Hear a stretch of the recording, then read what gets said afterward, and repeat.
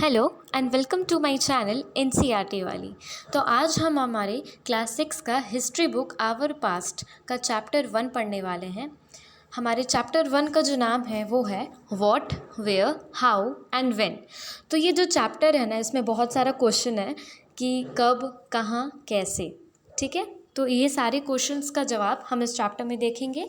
ये चैप्टर जो है ना, बेसिकली एक इंट्रोडक्टरी चैप्टर है पूरे हिस्ट्री, जितना भी चैप्टर्स आप आगे पढ़ने वाले हो उसके लिए, कि पहले के जो टाइम के जो लोग थे वो कैसे खाते थे, वो क्या पहनते थे, कहाँ, ये चीज़ कैसे पता चलता है, किन सोर्सेज से पता चलता है कि वो लोग कैसे रहते थे।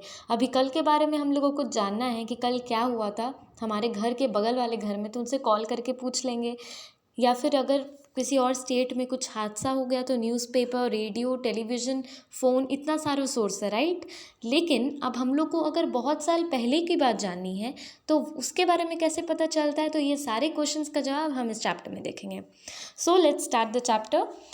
तो सबसे पहले चैप्टर ऐसे शुरू होता है, रशीदास क्वेश्चन। ठीक है, रशीदा एक नाम की लड़की है जो एक सवाल पूछ रही है। Rashida sat reading the newspaper. Suddenly, her eyes fell on a small headline. 100 years ago. How she wondered, could anyone know what had happened so many years ago? तो वो बोलती है, इतना साल पहले, 100 साल पहले, 100 साल पहले कोई इसके बारे में कैसे समझ सकता है, सोच सकता है, इतने साल पहले की बात कोई कैसे जान सकता है। ठीक है, तो अब इसी का जवाब ढूंढते हैं आगे। Finding about what happened. Yesterday, you could listen to the radio, watch television, read a newspaper. Last year, ask somebody who remembers. But what about long, long ago? Let us see how it can be done. तो यहाँ पे तो यही लिखा है कि आपको कल के बारे में जानना है तो बहुत सारा सोर्स है, न्यूज़पेपर, टेलीविज़न, फ़ोन। लेकिन बहुत साल पहले की बात जाननी है तो कैसे जानेंगे। तो what can we know about the past? There are several things we can find out: what people ate, the kinds of clothes they wore, the houses in which they lived. We can find out about the life of hunter, herderers, farmers, rulers, merchant, priest, craft person, artisans, music, scientist, etcetera. इन सभी लोगों के बारे में, अगर कोई खेती कर रहा है या फिर कोई व्यापारी है, कोई आर्टिस्ट है, ठीक है, या कोई पंडित है, इन सभी के बारे में जानना है। वो क्या खाते थे, वो कहाँ पे रहते थे, वो क्या करते थे फॉर ए लिविंग। तो ये सारी बातें हम जान सकते हैं। ठीक है, कैसे जान सकते हैं? तो पहले तो हम लोग ये जानते हैं, वेयर डिड पीपल लिव, पहले के लोग कहाँ रहते थे। Find the river Narmada on the map. People have lived along the bank of the river for several 100,000 years. तो पहला बात कि जो मैप है, यहाँ पे हम लोग को रिवर नर्मदा को लोकेट करना है। ठीक है, अब रिवर नर्मदा ही क्यों बोला जा रहा है?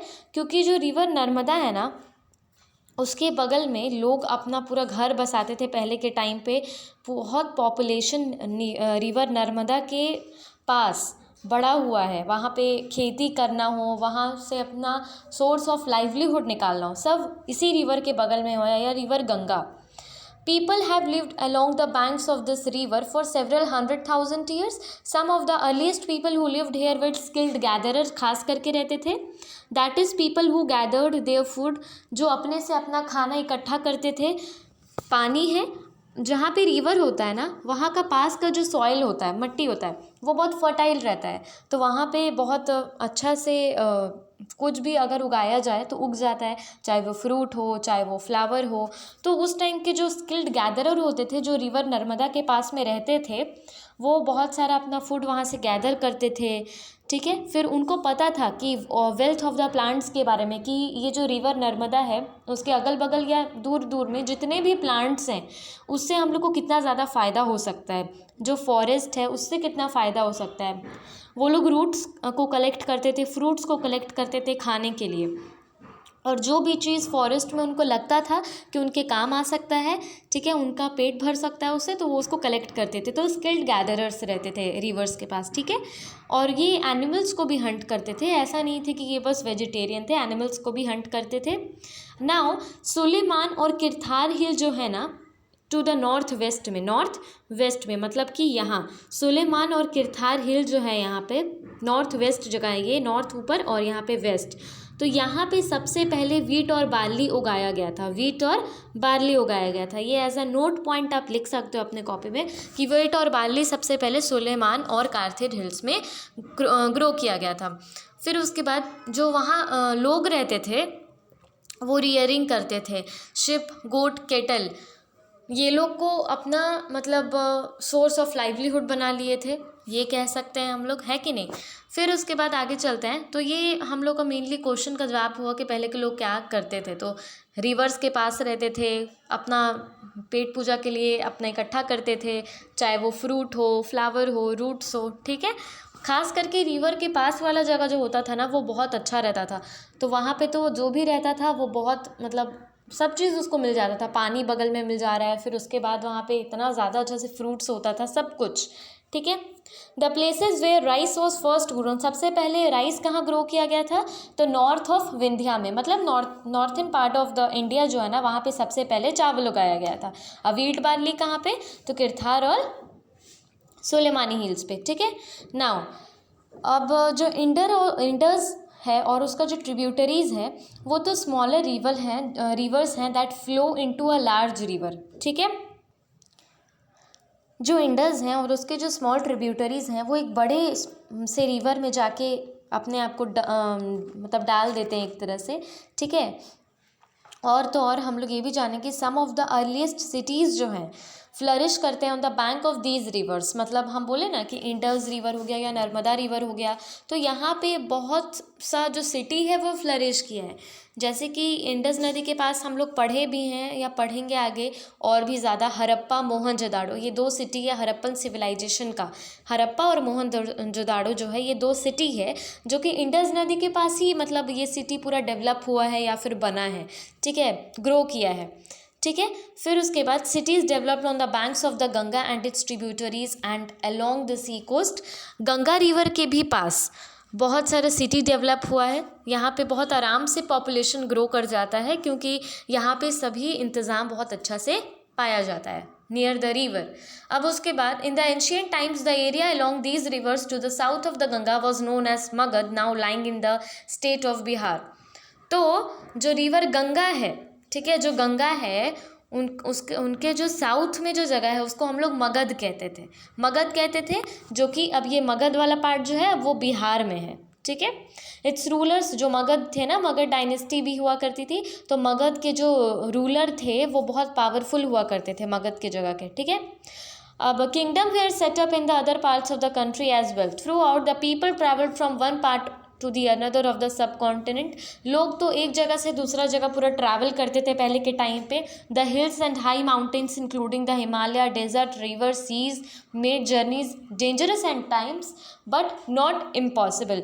तो मतलब पहले के टाइम पे तो अब तो ट्रांसपोर्टेशन डेवलप हो गया है, कम्युनिकेशन डेवलप हो गया है, तो हम लोग के लिए एक जगह से दूसरे जगह जाना बहुत ईजी हो गया है। लेकिन पहले के टाइम पे तो और तो दूसरी बात कि अब तो कंस्ट्रक्शन हो गया है, अगर कोई रोड ख़राब है तो अब वो ठीक कर दिया जाता है, कोई रिवर है तो वहाँ से जाने का भी रास्ता है, ठीक है, शिप्स हैं। बट पहले के टाइम पे तो ये सब नहीं था, तो ट्रैवलिंग करना ना बहुत हार्ड हुआ करता था, लेकिन तब भी लोग ट्रैवल करते थे, चाहे वो हिल्स हो, चाहे वो डेजर्ट हो, चाहे वो रिवर हो, बहुत कितना भी दिक्कत आए लोग ट्रैवल किया करते थे, वो उसको इम्पॉसिबल नहीं मानते थे। So man and women moved in search of livelihood as to also to escape from natural disasters like flood, ड्रफ।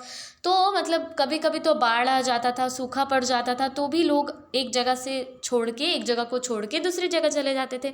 Sometimes men marched in armies conquering other lands beside merchants traveled with कारवां और ships। बहुत बार तो कहीं कब्ज़ा करके लोग एक जगह से दूसरा जगह जाते थे, या फिर जो व्यापारी होते थे, मर्चेंट होते थे, वो अपने पूरे ग्रुप के साथ वो या फिर शिप के साथ बहुत कीमती सामान लेके शिप्स में एक जगह से दूसरा जगह जाया करते थे। जो रिलीजियस टीचर्स होते थे walked from villages to villages, town to town, stopping to offer instruction and advice on the वे।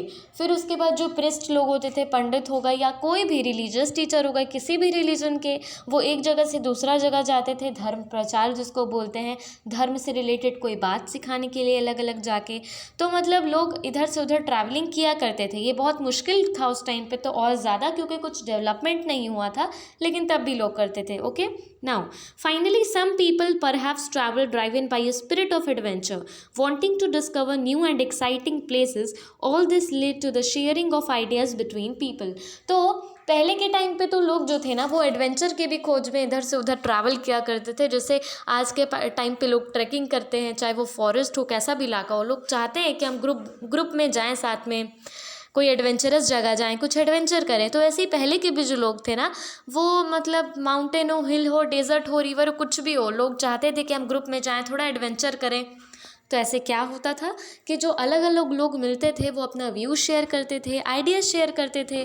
तो इससे बहुत ज़्यादा इवोल्यूशन हुआ आइडियाज़ का, व्यूज़ का। ठीक है, now why do people travel now days? अभी के लोग ट्रैवल क्यों करते हैं, क्वेश्चन ये है। So hill, mountains and sea form the natural frontiers of the subcontinent. अब देखो, जैसे कि कोई जगह है और वहाँ वो जगह जो है ना, वहाँ पे बहुत कीमती सामान रखा है। ठीक है, तो कीमती सामान रखा है और अगर हम उसके आसपास कोई सैनिक को खड़ा नहीं किए हैं उस कीमती सामान का रक्षा करने के लिए, लेकिन तब भी उस जगह के आसपास लंबा लंबा पहाड़ है, बहुत बड़ा नदी है, बहुत गहरा खाई है, तो वो खुद ब खुद वो जगह सेफ रहेगा। क्यों नेचुरल फ्रंटियर्स के वजह से, क्योंकि वो इलाका ही ऐसा है।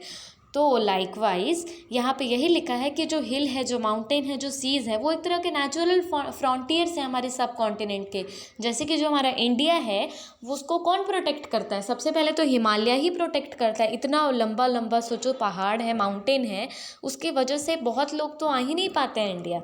तो वो एक नेचुरल फ्रंटियर है। फ्रंटियर मतलब एक तरह का बचाव कर रहा है। ठीक है, while it was difficult to cross this frontier, those who wanted could and did scale the mountains. ये फ्रंटियर्स को ना मतलब क्रॉस करना बहुत मुश्किल काम हुआ करता था। People from across the frontier also came into the sub continent and settle here. तो लोग दूर दूर से आते थे यहाँ पे सेटल करने के लिए हमारे सब कॉन्टिनेंट में। These movements of people enriched our culture tradition. People have shared their new ways of carving stone, composing music, even cooking food over several hundred of years. तो जो लोग हैं जो इधर से उधर ट्रैवल करते हैं, इसके वजह से क्या हो रहा है, लोगों के मतलब मन में और न्यू न्यू आइडियाज़ आता है। जैसे अगर हमको कोई चीज़ का नॉलेज नहीं है कि म्यूज़िक कैसे कंपोज किया जाता है, तो हम कहीं गए बाहर ट्रैवल कर रहे हैं, तो हमको कोई दूसरा आदमी मिला, वो हमको कुछ नॉलेज दिया कि ऐसे कंपोज करना चाहिए। तो ये जो आइडियाज़ एक्सचेंज हुआ ना, इसकी वजह से मेरा नॉलेज बढ़ गया। या कुकिंग कैसे करते हैं, तो ये सब हम लोग जानते हैं जब एक दूसरे से मिलते हैं, ट्रैवल करते हैं। ठीक है, एक्सप्लोर करते हैं। Now next topic, name of the land. Name of the land, तो two of the words we often use for our country are India and Bharat. दो हम लोग हमेशा नाम यूज़ करते हैं, इंडिया और भारत, हम अपने देश के लिए। The word India comes from the Indus. जो इंडिया जो शब्द है ना, ये किस वर्ड से आया है? इंडस वर्ड से आया है। ठीक है, और इंडस को और क्या बोलते हैं? सिंधु भी बोलते हैं, सिंधु नदी बोलते हैं। जो ईरानियन और जो ग्रीक लोग आते थे ना, नॉर्थ वेस्टर्न साइड से जो आते थे, वो बहुत पॉपुलर थे विद द वर्ड इंदूज।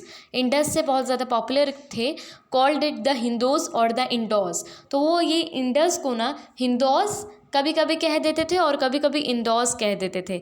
ठीक है, और जो मतलब जो लैंड था east, land to the east of the river के जो ईस्ट में जो लैंड था उसको इंडिया कहा जाता था। तो बेसिकली ये जो वर्ड आया है ना, इंडिया और भारत, ये ईरानियन और ग्रीक्स के वजह से आया है, क्योंकि वो इंडस को ना बोल के वो इंडोस बोलते थे, हिंदोस बोलते थे। तो ये हमारा जो नाम है, हमारा भारत पड़ा या फिर इंडिया पड़ा। ठीक है, द नेम भारता was the used for a group of people who lived in the northwest and who are mentioned in the Rigveda. तो नॉर्थ वेस्टर्न पार्ट में जो लोग रहते थे ना पहले के टाइम पे, उनको कहा जाता था भारता। वहाँ से नाम निकला हमारे देश भारत का नाम। ठीक है, और इनके बारे में ये जो group of people north western part में रहते थे ना, जिनको हम भारता कहते थे इन ग्रुप को, तो ये ऋग्वेदा में भी मेंशन्ड है। ठीक है, the earliest composition in Sanskrit है Rigveda. Later it was used for the country. अब तो पूरा भारत के लिए यूज़ किया जाने लगा। पहले एक ग्रुप के लिए इस्तेमाल किया जाता था जो नॉर्थ वेस्टर्न प्लेस में रहते थे, अब तो पूरे भारत के लिए। ठीक है, डन। तो ये भी हम लोग को पता चल गया कि हमारे देश का नाम इंडिया कैसे रखा है और भारत कैसे रखा है। India because of Greek and Iranians. ठीक है, वो इंडस को इंदौज या हिंदोज कहते थे, और भारत कैसे रखा है, तो नॉर्थ वेस्टर्न पार्ट में जो ग्रुप ऑफ पीपल रहते थे ना पहले के टाइम पे, उनको लोग भारता कहते थे, तो वो नाम दे दिया गया to the country. Okay, now दूसरा टॉपिक पे आते हैं, finding out about the past.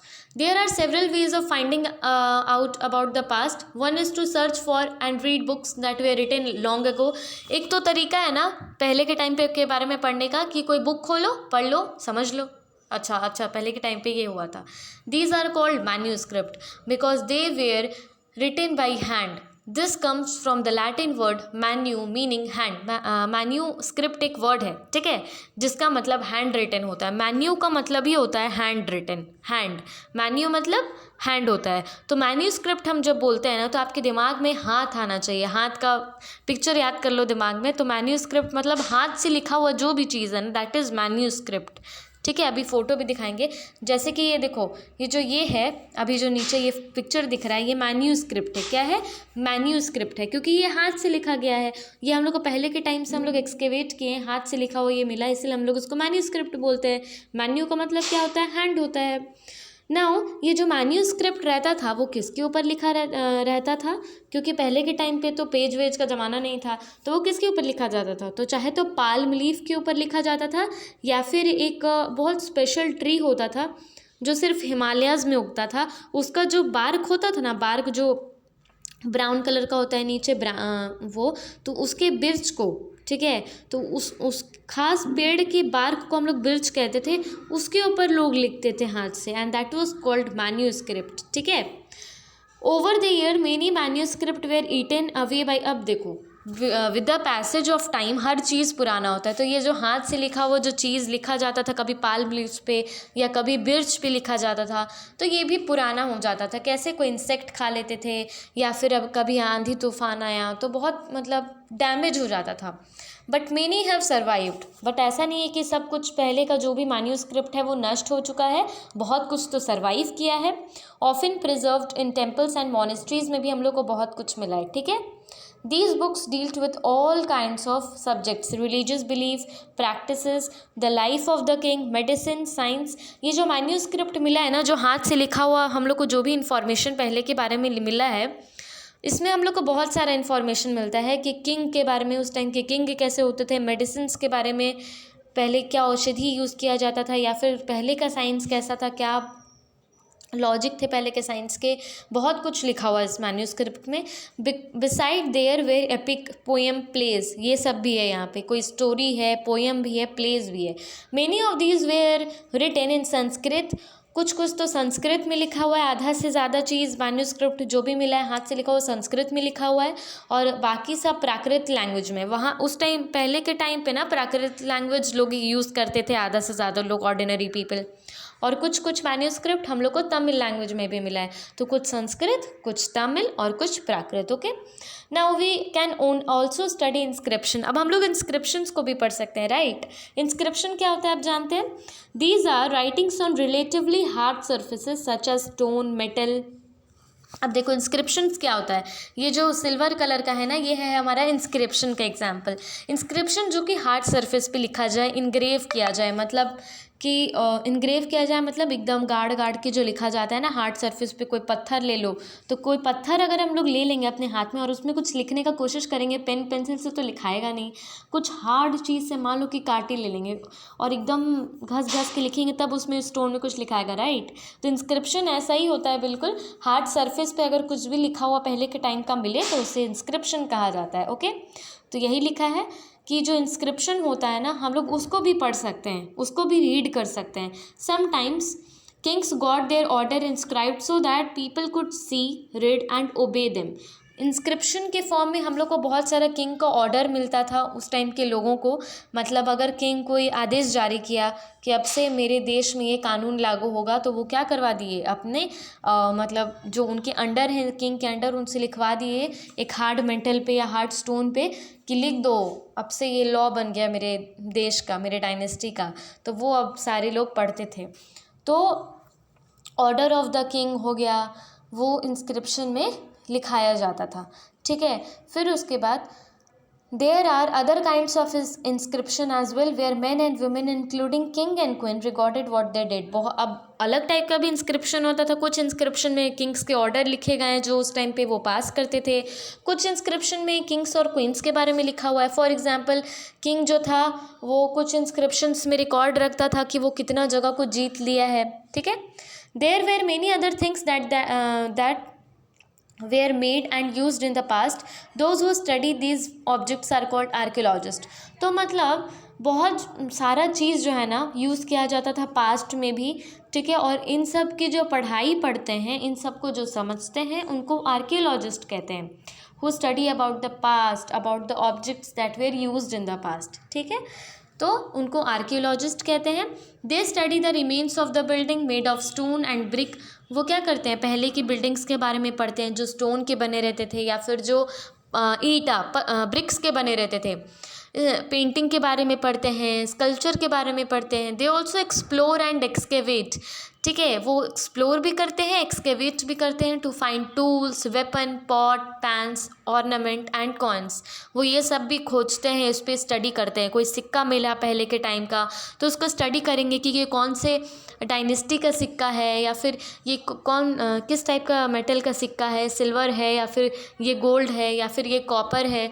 तो ये सबकी जो पढ़ाई करते हैं, ये सब जो ऑब्जर्व करते हैं, उनको आर्कियोलॉजिस्ट कहते हैं. ठीक है. Some of these objects may be made of stone or other of bone, baked clay, metal. कुछ objects baked clay का बना रहता था, metal का बना रहता था, bone का बना रहता था, stone का बना रहता था. Objects that are made of hard, imperishable substance usually survive for a longer time. जो ऑब्जेक्ट ना हार्ड सब्सटेंस का बना है, जैसे कि मान लो कि पत्थर का बना है, तो वो ऑफ कोर्स इम्पेरिशेबल है. इम्पेरिशेबल मतलब वो टाइम के साथ साथ जल्दी बेकार नहीं होगा, वो ज़्यादा टाइम तक मतलब चलेगा, ड्यूरेबल रहेगा. ठीक है ना. तो और यहाँ पे ये जो इंस्क्रिप्शन का फ़ोटो दिया है, जो हार्ड मेटल पे ये या हार्ड स्टोन जो बोलो पे इंस्क्रिप्शन है, ये देखो इस इंस्क्रिप्शन ये इसमें क्या किया गया है, ये हार्ड सरफेस पे इंग्रेविंग किया गया, लिखा गया है कुछ. ठीक है. ये दो स्क्रिप्ट्स में मतलब दो लैंग्वेज में लिखा गया है. पहला तो ग्रीक और दूसरा आर्मेनिक में लिखा गया है. यहाँ पे लिखा हुआ है कि पहला ग्रीक और दूसरा आर्मेनिक में लिखा हुआ है. ये जो इंस्क्रिप्शन है, ये एक इंस्क्रिप्शन मिला है हम लोग को. ठीक है. यही हम लोग पढ़ेंगे. अब हम लोग पढ़ते हैं आगे दूसरा चीज़. अब अगर आगे चलेंगे हम लोग तो आगे देखेंगे ये पॉट का फ़ोटो, ये भी पहले के टाइम का. Archaeologist also look for bones of animal, birds and fish to find out what people ate in the past. अब आर्कियोलॉजिस्ट जो हैं वो ये भी ढूंढते हैं कि किसी एनिमल का बोन मिल रहा है क्या, बर्ड्स का या फिश का या किसी पर्टिकुलर एनिमल का. तो इससे क्या होगा ना, हम लोग को ये भी पता चलेगा कि पहले के लोग क्या एनिमल को हंट करके खाते भी थे. ठीक है. Plant remains survive far more rarely if seed of grain or pieces of wood have been burnt. They survive in charred form. तो देखो प्लांट जो है ना वो तो इतना टाइम तक सर्वाइव नहीं कर सकता, राइट. लेकिन हाँ, अगर ग्रेन का कुछ पीसेस है, अगर सीड ऑफ ग्रेन है, ग्रेन का सीड है या फिर वुड का कोई पीस है, तो जिसको जला दिया गया हो, जल गया हो, वो अगर है अभी तक तो वो पता कर सकते हैं. जैसे कि पहले के टाइम पे क्या चीज़ का लोग खेती करते थे, ये कैसे पता चलेगा. अगर कोई बीज हम लोग को मिल जाए, आर्कियोलॉजिस्ट को अगर कोई बीज मिल जाए किसी पर्टिकुलर प्लांट का, तो पता चल जाएगा पहले के टाइम पे इस चीज़ का ज़रूर खेती होता होगा. ठीक है. क्योंकि इतना टाइम तक तो पेड़ सर्वाइव नहीं ना करेगा उस टाइम का. इसीलिए तो ये भी आर्कियोलॉजिस्ट हमेशा जानना चाहते हैं कि पहले के टाइम के लोग क्या खास करके किस चीज़ का खेती करते थे, right. Now historians that is scholars who study the past, जिनको स्कॉलर्स भी कहते हैं, जो पास्ट पहले के बारे में पढ़ते हैं, often use the word source to refer to the information found from manuscript, inscription and archaeology. अब देखो 3 सोर्स, आर्कियोलॉजी, मैन्यूस्क्रिप्ट, इनका इंस्क्रिप्शन, इन तीनों से जो भी इंफॉर्मेशन मिलता है इनको सोर्स कहते हैं. ठीक है. ये जो सोर्सेज हैं, once sources are found, learning about the past becomes an adventure as we reconstructed bit by bit. So historians and archaeologist are like detective who use all this sources like clues to find out about our past. बिल्कुल जो archaeologist है ना वो detective की तरह है, जासूस की तरह है. उनको जब कोई सबूत मिल जाता है, उनको कोई क्लू मिल जाता है, जैसे कि कोई पहले के टाइम का वेपन मिल गया, टूल मिल गया, ठीक है, कोई सिक्का मिल गया, तो अब वो उस पे पूरा लग जाते हैं, उनको पूरा पता लगाना पड़ता है कि अब ये कौन से डायनेस्टी का है, ये किस चीज़ का बना है, ये कितने साल पुराना है, ठीक है। नाउ वन पास्ट और मेनी, ये टॉपिक शुरू करते हैं। Did you notice that the title of the book our past है? ये बुक का जो टाइटल है वही आवर पास्ट है। We have used the word past in plural to draw attention to the fact that past was different for different group of people. तो past तो एक प्लूरल वर्ड है ना, मतलब बहुत सारा पास्ट, अलग अलग ग्रुप ऑफ पीपल के लिए अलग अलग पास्ट है, हमारा कोई एक सेम पास्ट नहीं है, ठीक है, अलग अलग पास्ट है बिल्कुल। For example, the life of herderer or the farmer were different from those of the king and queen. The life of merchant were different from those of craft person, and so on. Also, as is true even today, people follow different practices and customs in different part of the country. तो देखो, जैसे कि जो ज़िंदगी एक हर्डरर्स का है या एक किसान का है, या एक ज़िंदगी जो एक राजा जीता है या एक क्वीन जीती है, सबका ज़िंदगी अलग अलग है, या कोई आर्टिस्ट का ज़िंदगी है, सबका ज़िंदगी अलग अलग है, इसलिए सबका पास्ट अलग अलग है, राइट। जो अलग अलग लोग हैं वो अलग अलग मान्यता रखते हैं, अलग अलग धर्म को फॉलो करते हैं, अलग अलग जगह रहते हैं, तो सबका पास्ट भी अलग अलग है। For example, today most people living in the Andaman island get their own food by fishing, hunting, collecting forest produce. जो अंडमान में आइलैंड में जो लोग रह रहे हैं वो खुद ब खुद फिशिंग करते हैं, हंटिंग करते हैं, फॉरेस्ट से अपना जो भी खाने का सामान है वो मतलब कलेक्ट करके लाते हैं। जबकि उसके ठीक उल्टा, by contrast, most people living in the cities depend on others for supplies of food, difference such as there existed in the past as well. लेकिन जो लोग सिटी में रहते हैं वो डिपेंड करते हैं सप्लाईज पे, कि फैक्ट्री से जब प्रोडक्शन होगा, जब मार्केट में आएगा वो चीज़, तब हम वो खरीदेंगे और तब हम वो खाएंगे। हम नहीं ऐसे हैं कि हम जाएंगे नदी के पास, हम मतलब फ़िशिंग करने लगेंगे अपने पेट भरने के लिए। तो हर जगह का जो खाने का पैटर्न है या फिर रहने का पैटर्न है, सब कुछ अलग होता है, ठीक है। Beside, there is another kind of difference. We know a great deal about kings and battles they fought because they kept record of their victories.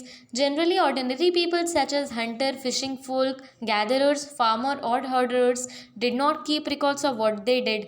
While archaeology helps us to find out about their lives, there is much that remains unknown. Now, बिल्कुल सही बात है, जो पहले के राजा थे, रानी थी, या जितने भी अमीर लोग थे, वो तो अपना रिकॉर्ड मेंटेन करते थे, इंस्क्रिप्शन लिखवा लेते थे, मैन्यूस्क्रिप्ट लिखवा लेते थे, जिससे हम लोग को पता चलता है आज की उस टाइम के जो राजा लोग थे कैसा ज़िंदगी जीते थे, अमीर लोग कैसा ज़िंदगी जीते थे, कैसे रहते थे, क्या खाते थे, कितना जगह उन्होंने कैप्चर किया हुआ था।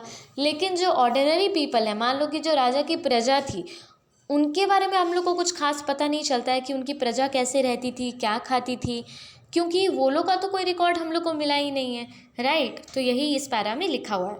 नाउ अब हम लोग लास्ट पैरा पढ़ते हैं, जो कि है what do dates mean. Date मतलब क्या होता है, डेट्स मतलब क्या होता है। If somebody ask you the date, you will probably mention the day, month and year. अगर हम सपोज किसी एक्स पर्सन से पूछे कि आपका बर्थडे कब है, तो वो बोलेगा मेरा बर्थडे है 20 जनवरी 2000, सपोज 2003 को मेरा जन्म हुआ था, ठीक है। तो ऐसे पूरा बताएगा, डेट, डे एंड देन मतलब वो मंथ बता देगा और वो ईयर बता देगा।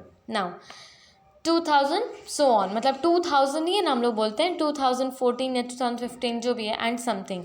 These years are counted from the date generally assigned to the birth of the Jesus Christ, जो फाउंडर रहे हैं क्रिश्चियनिटी के। कौन? जीसस क्राइस्ट हमारे क्रिश्चियनिटी के वो फाउंडर रहे हैं, ठीक है। अब देखो, जब जीसस क्राइस्ट का जन्म होता है तो वो उसको हम एक ज़ीरो मान लिए हैं, 0 पॉइंट मान लिए हैं, और उसके बाद के टाइम से हम 2000 काउंटिंग वहाँ से स्टार्ट करते हैं।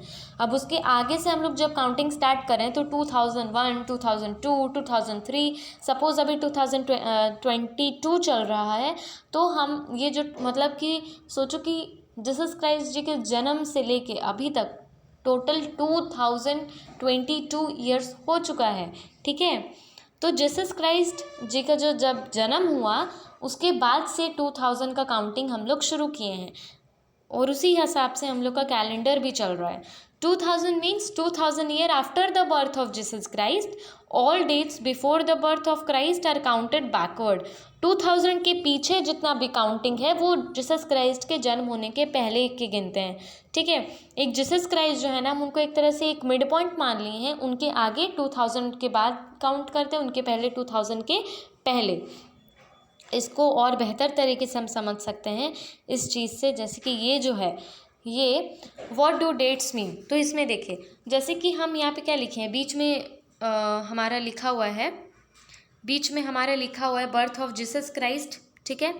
बर्थ ऑफ जीसस क्राइस्ट हमने लिखा है, तो ये जो बर्थ है यहाँ पे लिखा हुआ है, और इसके पहले लिखा हुआ है BC, ठीक है, BC लिखा हुआ है।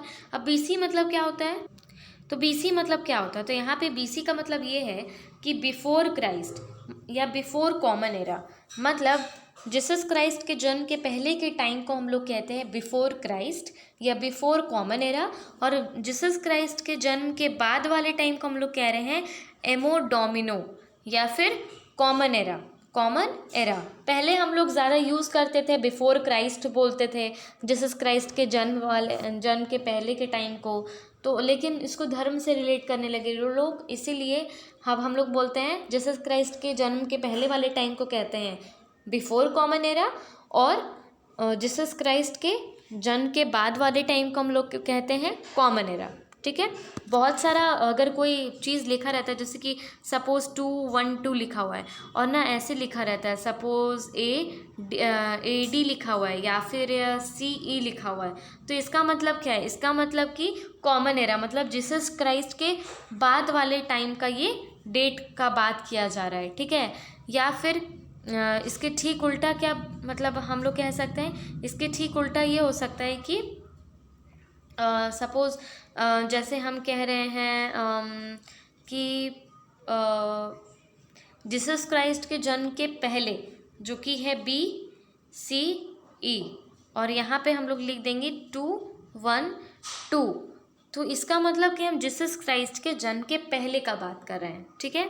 तो इसमें बेसिकली यही बताया गया है कि जीसस क्राइस्ट को आप एक मिड पॉइंट मान लीजिए, और उनके पहले वाले टाइम को हम लोग कहते हैं बिफोर कॉमन एरा, और उनके बाद वाले टाइम को कहते हैं कॉमन एरा, बस और कुछ नहीं। और एमो डोमिनो भी कहते हैं, और जीसस क्राइस्ट के जन्म के पहले वाले टाइम को हम लोग बिफोर क्राइस्ट भी कहते हैं, ठीक है। नाउ अब इंस्क्रिप्शन और मैन्यूस्क्रिप्ट के बीच का जो डिफरेंस है उसको बहुत अच्छे से याद रखना है। इंस्क्रिप्शन क्या होता है, जो किसी हार्ड सरफेस पे लिखा गया चीज़ हो, और मैन्यूस्क्रिप्ट जो हाथ से लिखा हुआ चीज़ जो भी हम लोग को मिले पहले के टाइम से, उसको कहते हैं मैन्यूस्क्रिप्ट, ठीक है। तो डेट वाला अगर आपको टॉपिक समझ में आया होगा तो बताइएगा, अगर नहीं आया होगा तो I will make it more clear कुछ और नोट्स प्रोवाइड करके, ठीक है। नाउ अब हमारा ये टॉपिक बचा था, we have seen that inscription are inscribed on hard surfaces, ठीक है, बिल्कुल हार्ड सरफेस पे किया जाता था।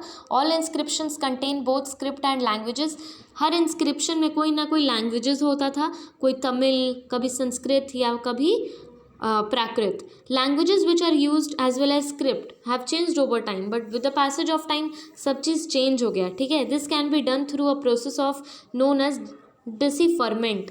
जो स्कॉलर्स हैं, मतलब जो आर्कियोलॉजिस्ट हैं, जो इन इंस्क्रिप्शन को पढ़ के समझते हैं कि इसमें लिखा क्या है, अब उनको भी हर चीज़ डेसिफर करना पड़ता है, मतलब क्या कह सकते हैं, डिकोड करना पड़ता है, समझना पड़ता है कि ये साइन किस चीज़ का है, ठीक है। इसी को बोलते हैं डेसिफरमेंट, ठीक है।